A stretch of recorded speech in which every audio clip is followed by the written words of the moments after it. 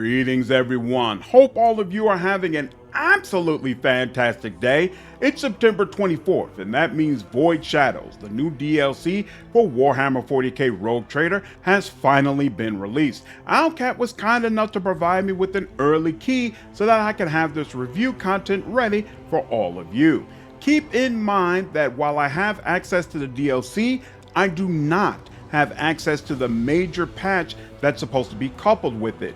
And you all are going to receive a patch for this DLC that I also do not have access to. So hopefully everything goes well with those patches and they only improve your experience. But if you have major issues with the game or with Void Shadows and you're wondering why I wouldn't mention that in my review, that might very well be why. I can tell you from my experience, Void Shadows was extremely stable. I had virtually no issues with it. Owlcat did provide us with a list of things that they knew were broken or not working at the time that they provided us the early key that they said will all be cleared up by the time you all get access to the game. So again, everything should be nice and smooth. Now, we're going to do this review a little bit differently than how I usually do reviews. Usually I tell you what I like, what I don't like, or what I'm neutral on regarding a particular game. But this time, I feel like the question of whether or not you like or dislike Void Shadows comes down to just one thing. Do you like Rogue Trader? If you played Rogue Trader and you loved it, or at least liked it, and you're looking forward to coming back and experiencing more of it, Void Shadows will absolutely be right up your alley. It takes everything you loved about Rogue Trader and adds some new twists in the form of new archetypes, some different enemies, even a new space battle that's really cool. It just amps everything up a little bit. So if you love Rogue Trader, absolutely, I would say Void Shadows is well worth its 15-hour runtime. However, if you didn't like Rogue Trader, if it wasn't your cup of tea, and you're not really excited about getting back into it, Void Shadows is not all of a sudden going to change your opinion about the game, right? So I think it's a very easy question. Consequently, the vast majority of this review is going to cover the things that I like about the game, because the things that I'm kind of shaky on are the same things I was shaky on in the main game, so there's nothing new to talk about there. There is one aspect of the DLC, or at least the version of the DLC that I played, that I especially did not like, that I feel like does warrant being brought up. There was no voice acting. Like absolutely zero voice acting. And usually in these type of DLCs, Owlcat will at least sprinkle some voice acting in. And of course, they just had the Dance of Mass DLC for Wrath of the Righteous where everything was voice acted. So I at least expected sometimes to hear Cabela talk or some of the major characters, but that wasn't the case. I heard zero voice acting throughout the entire time with the DLC, which came as a surprise. There is a ton of dialogue, so I feel like it makes sense to warn people about that up front. It's possible, of course, that the version you all are going to get does have more voice acting, but Owlcat provided a list of everything that wasn't in the DLC that they expected to have fixed or added in by the time it fully releases, and voice acting wasn't on that list, so my assumption is this is the way it's supposed to be. So let's get into the bulk of the review, which is about all the things I loved regarding this DLC. So Void Shadows has you dealing with a gene stealer cult that is trying to take over your ship. Now, gene stealers are a species who can basically take over other species as hosts. And when they do this, they mutate the characters and force them to cause chaos and carnage around them. Now, this is done in service of setting up a planet, or in this case, a ship, to be taken over by the Tyranids, which is a really bad news Xenos race. Getting into their backstory will require a whole other video, but suffice to say, you do not want to be anywhere near a Tyranid horde, and the Gene Stealers are all about making that meeting happen. So it's absolutely imperative that you figure out who are these people and get them off of your ship as soon as possible. Unfortunately, the Gene Stealers are no joke. There are some really tough battles in this DLC, and of course it's coupled with all of the patches that have occurred that have nerfed a lot of the mechanics players used to lean on, such as extra turns with officers or Cassia's navigator mechanics, you of course are still capable of making very, very powerful builds, but it's not on the same level as it was before, where you were pretty much guaranteed to wipe out all fights in one round. And so the fact that the mechanics are much harder makes the Gene Stealer fights much harder as well, and I definitely enjoyed those experiences. Another interesting thing about going up against the Gene Stealer cult is that they're taking advantage of all the people on your ship who are stuck in very desperate situations. These people are essentially your slaves, and they're stuck in poverty, and they really would love to have a way out, a way to provide themselves with some relief. And Gene Stealers basically promise that and say that, hey, why don't you stand up for yourself, stand up for your rights, and demand more from this person who is supposedly your ruler and leader. This puts you in the interesting situation of mass murdering people who are essentially just trying to fight for a better life. And it was very interesting from a role-playing situation to try to be someone who really cares about his people and wants the best for them and wants them to be in better circumstances. But at the same time, you have no choice but to stand up against these people, because what they're trying to do is essentially going to destroy the entire ship and everything that you build. Now, to investigate this cult, you've got to explore a lot of areas of the ship that you've never had to be in before.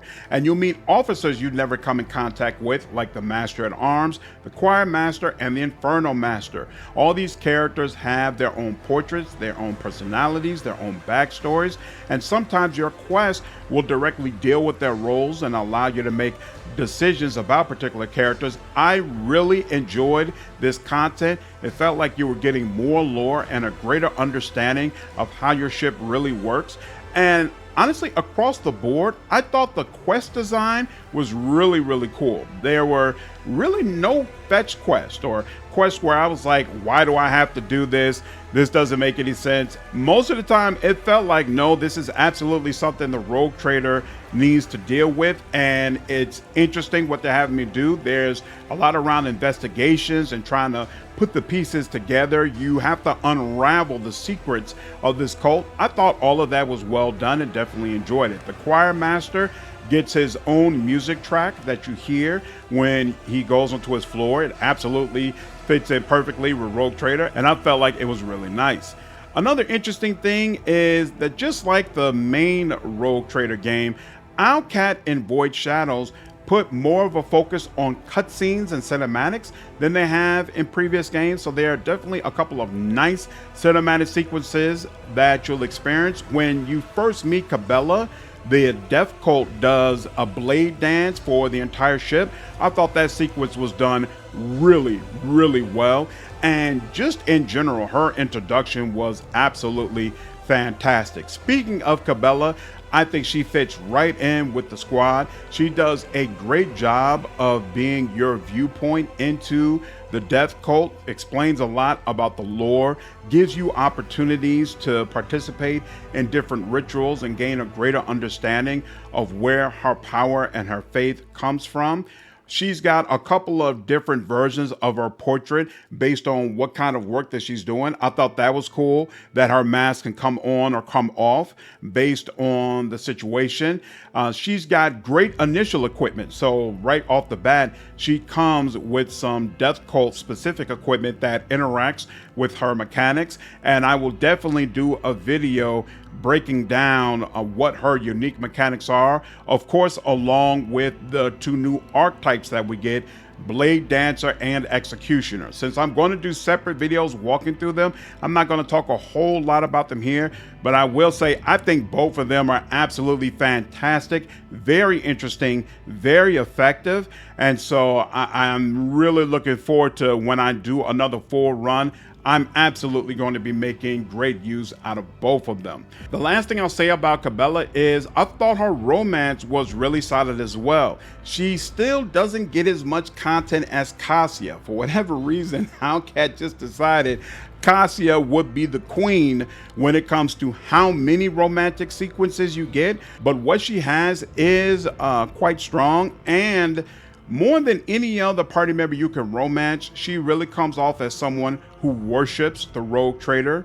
You know, all of the other ones come off, I believe, as a little bit more independent and a little bit more, it's obvious that this could end in a way where you all aren't really still together. Whereas Cabela really comes off as someone that is all about you, your protection, making sure you're taken care of, and really appreciate you all's relationship. And so that was definitely interesting. The only thing I'm hesitant on regarding her, and I don't put this firmly in the dislike section because I feel like I haven't played the game enough to be sure about this, but I felt like Cabela was marketed as someone who was great for a heretic run and someone you could basically pull down into chaos and darkness. I did not get that feeling at all playing through the DLC and romancing her. Now, keep in mind, I did not do a full playthrough of the game with Cabela. Basically, you could just go to Act 4 and all of her DLC will just trigger back to back to back. And so I had conversations with her and played that way. And consequently, I'm not sure if maybe if I did a full playthrough and there was more time for her to randomly spark up conversations, there would be more of an opportunity to pull her over to the dark side, so to speak.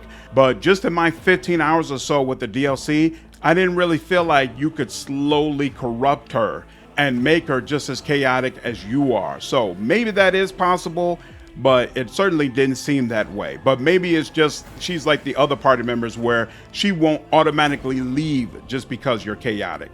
Speaking of party members, there's plenty of opportunities for party member banter throughout the DLC. Abelard continues to be fantastic. There are multiple opportunities to essentially speak through him. I love them anytime they came up.